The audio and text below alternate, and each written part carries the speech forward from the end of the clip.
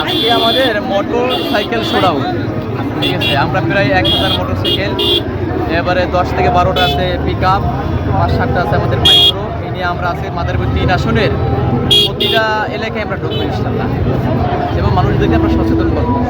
আর মানুষ আপনারাও জানেন আসলে পরিবর্তন চায়, কারণ এই 54 বছর মানুষ দেখেছে কোনো তারা যে ইশতেহার দিয়েছে তার 100 ভাগের 5 ভাগও বাস্তবায়ন হয়নি।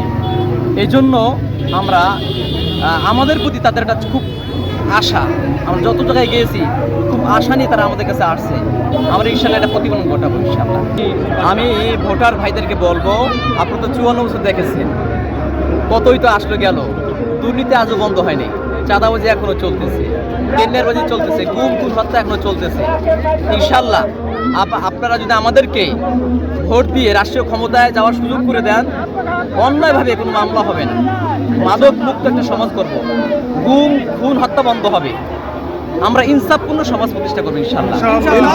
যুবক ভাইদেরকে নিয়ে আমাদের অনেক পরিকল্পনা আছে, একটা কারিগরি শিক্ষা প্রতিষ্ঠা করবো ইনশাল্লাহ।